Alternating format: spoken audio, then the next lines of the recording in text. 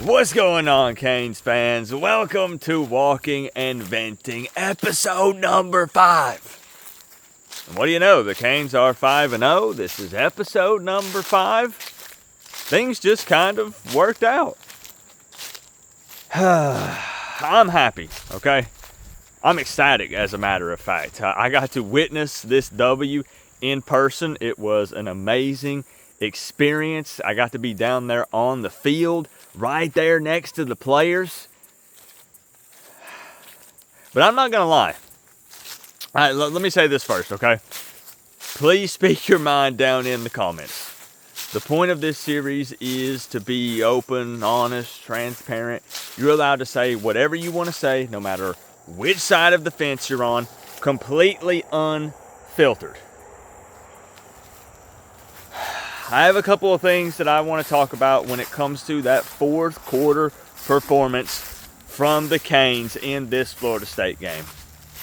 Because it was disgusting, pitiful, not championship caliber football from the Canes. Like if this team wants to win the ACC championship, make a deep run into the college football playoffs, and heck, maybe possibly win a national championship, that fourth quarter play is going to have to change. It's going to have to be better.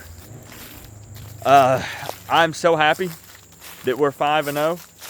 And Miami did dominate Florida State for 3 quarters. 19 of their 22 points came in the fourth quarter. 203 of their 404 total yards came in the fourth quarter. Half of them. And that's unacceptable. What's the point of doing the fours up? I thought that the fourth quarter was ours. I thought we dominated the fourth quarter. I thought that we finished strong. And when I say we, I'm talking about the team, right? And I know that Mario was on their booty about it.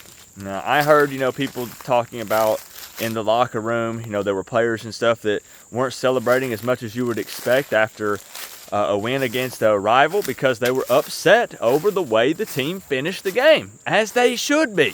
But I was really upset about the performance from the team in the fourth. And I think it's fair that a large portion of the fan base is.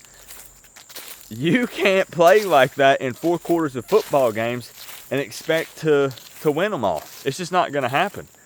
There were times where being at the game, we're pretty much surrounded by Florida State fans. There's a couple of us together, me and Melissa and Bish and a couple of other Canes fans right there in our section.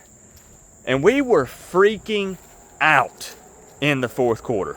And the Florida State fans were laughing. They were like, come on, guys, chill out. It's in the bag. Y'all got the game. Just enjoy yourselves. And we were telling them, you don't know what it's been like to be a Miami fan.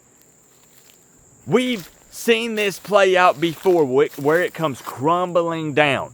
We had the win and we let it slip away. And really, I was kind of like, okay, Miami is going to win this because it would have been a crazy scenario. Multiple onside kicks needed to be recovered and all sorts of crazy things needed to happen for Florida State.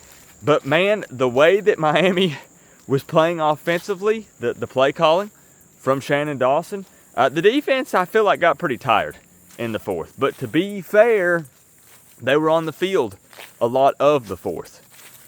And it's crazy when you look at the stats from this game.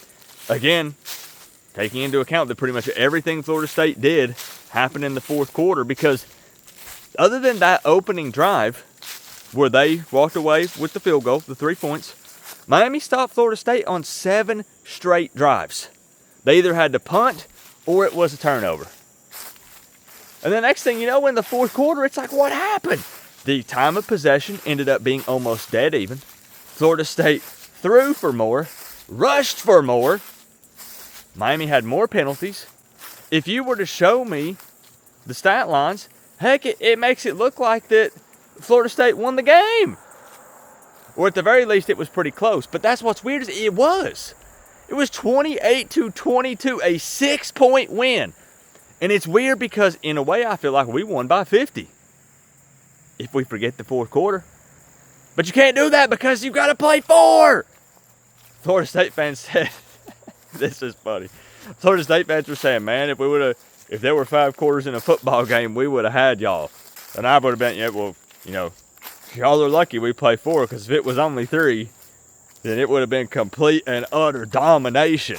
Now hold up, I do want to take a second to tell you about the #1 sports app, Sleeper, because I have some picks put in for this Monday night football game, Chiefs versus Jags, and I'm planning on getting a W tonight in this picks contest. And here's the best part.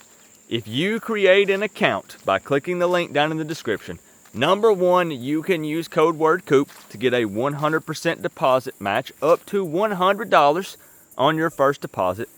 But even better, you get a free $20, no deposit required, to try out the picks contest for yourself. Sleeper has the fastest score updates, news updates.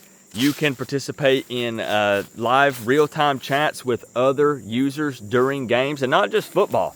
WNBA, MLB, NBA, all sorts of stuff. Fantasy football, the picks contest, they have it all. This is the #1 sports app, my go-to sports app. It's bringing people together through sports. And here are my picks. I'm going to put them up right here for the Monday night football game. We're going to try to get a W. It's as simple as picking more or less on player stats. You can enter one, honestly, probably in less than 30 seconds. So check it out.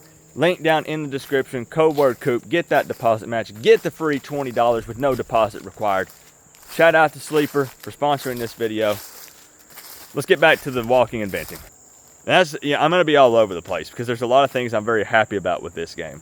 Carson Beck had a heck of a game. At one point, he had thrown more touchdowns than incompletions. And that they knew, the coaches at Florida State are not idiots. They knew that Miami came in with a very strong run game, solid offensive line, and the offensive line still held up overall. I don't think they sacked Carson Beck a single time. Maybe, I think ESPN says they sacked Beck 1 time. I don't even remember that happening. I'm going to have to rewatch the game again. But it didn't matter because the pass protection was there. And Beck was able to find guys, get them the ball, and the yak was insane, man. Some of those screens and stuff. Tony had 2 touchdowns. CJ Daniels had 2 touchdowns. And that's what's so great about the team this season is we feel like we're good either way. You want to sell out and stop the run? We'll throw it over the top. We had some big games, big-time plays. And if that one hadn't have been called back, the penalty, the big pass to Tony, good grief. We feel like we can kind of line it up and beat just about any team in the country either way, running the ball, passing the ball, whatever we need to do. And we're confident in this defense. Heatherman's mixing it up. But the 4th quarter, we got a little too conservative and safe on both sides of the ball. It felt like on defense, same thing. We were kind of just playing to, hey, this is kind of, whatever plays out here in front of us, just don't let them take the real crazy deep shots. And they were picking up yak all over the place. And we knew that it was going to be maybe not the most difficult team that Miami had to prepare for so far this season, but for sure the most unique challenge that they had faced. Because, man, if it wasn't for Tommy being as good of a dual threat quarterback as he is, being able to beat you with his legs and extend the play, with that offensive line that Florida State has, Tommy would have been sacked 8 or 10 times.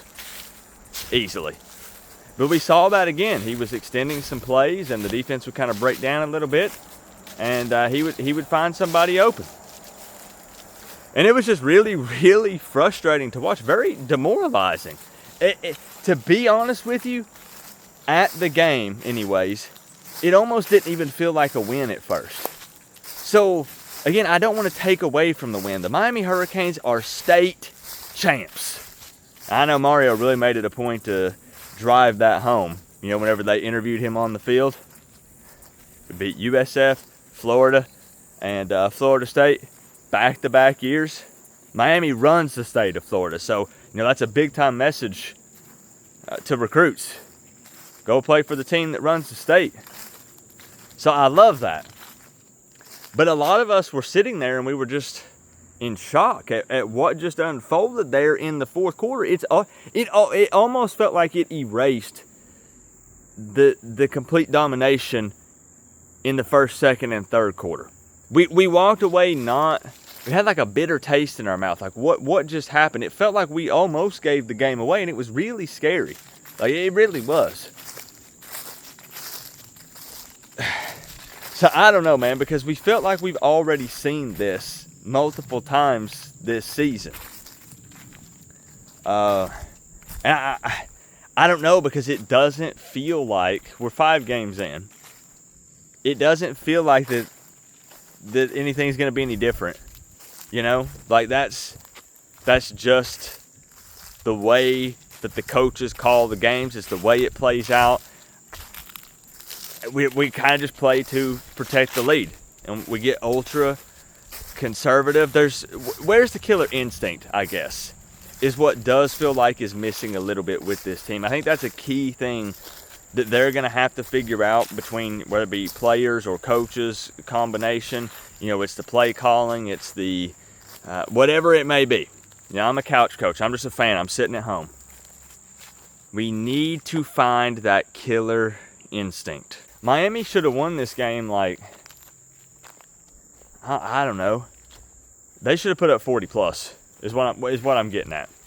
Florida State, although Miami held them to their lowest scoring game so far this season. 22 points is crazy low for Florida State. They were leading the country in yards per game and points per game. And Miami held them below their average in both categories. So, again, it's such an interesting thing to talk about. And this is why I want to see you guys comment. I feel like I'm so heated. Like, I'm sorry, I'm almost jogging. I'm mall walking up and down through here on this episode. I just am so conflicted, because I'm like, this was a rivalry game. Throw the records out the window, blah, blah, blah. They were ranked, we were ranked. It was in Tallahassee. It was a crazy atmosphere, and it was. Those fans were loud. But they started to trickle out in the third. They said, well, you know, better go ahead and head on home. We got to beat the traffic. And the next thing I know, in the fourth quarter, here comes the war chant again. Everybody's getting all hyped. They're standing up, clapping, getting back into the game. And we let them back in it. Miami let their fans get back in it. Let the team get back in it. They had hope. And man, once that's gone, they had no hope in that third quarter, man. They did not. You cannot let them get that back. Foot on their throat. Again, the killing blow. And that just did not happen for Miami. A scoreless fourth quarter. 24 total yards in that fourth quarter. Heck, 23 if you count the knee. I think that was -1 yard. That has to be something that changes. And, you know, I want to say that the coaches get on them, but a lot of it is coaching in the way that they're calling these games. You know, the defense was so gosh darn tired because they were on the field so much there at the end. You know, they still had some gas in the tank, because I believe in the conditioning program at Miami. We've seen the way these guys have played this season. But the fourth quarter, just everything changed. 5-0 feels great. Running the state is amazing. And we did beat up on little brother, Florida State. But not the finish that we want to see from this team. Absolutely not. And for the people, opposing teams fans, or really not even opposing teams fans, I want to speak to Miami fans specifically here. I always, for the most part, try to look at the positives. This is walking and venting, so it's a little bit different. I also, I don't mind being honest, but I do try to look at the positives while remaining objective. But you have to admit that even as positive of a fan as you might want to be, that fourth quarter was bad. It was bad.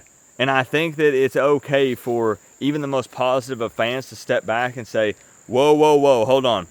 Something's got to be a little bit different here. And it's not like it's just some anomaly. Like, that's the first time we've seen that out of the players or the coaches, or let's just say the team.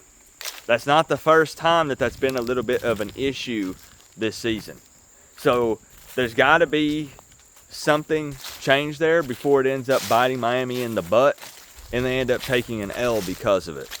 I'm not going to pretend like that I have any of the answers. I think that you just gotta keep getting positive yards on first down. You have to not fall into this run, pass, punt type situation. You got to continue to call plays. Really, I guess just the way we were calling them in the first, second, and third quarter at the beginning of the game. You got to play like it's tied up, like it's 0-0. Not that you have this lead and you're trying to, again, just playing to protect it, playing to not lose. And I feel like I've never been a fan of that. I understand for the Canes, there's a little bit of an argument for, hey, we own the trenches.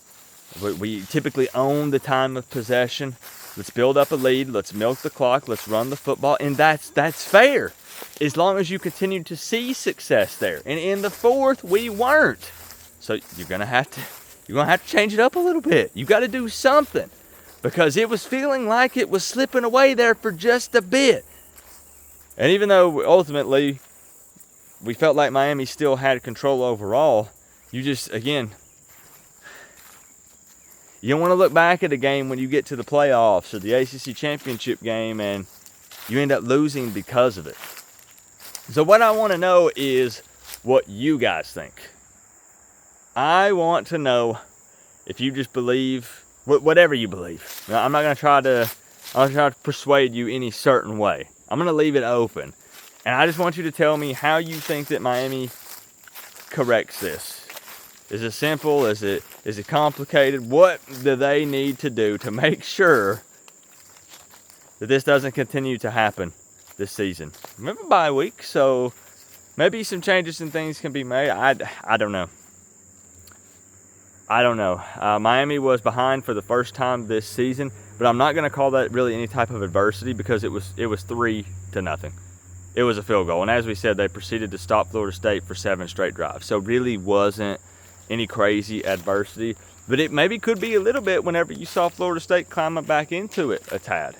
I don't think that the team panicked. I don't think the coaches panicked or anything, but it just wasn't that feel-good, strong finish that you would have liked to have seen from a team that you believe is a top team in the country, a team that could make a run for a national championship. And there has to be that high standard and expectation. You cannot afford to have any let up at all, period. Not even for 1 second of the entire football game. So I don't know, man. Let me know how you guys feel. Look, I'm smiling big, man.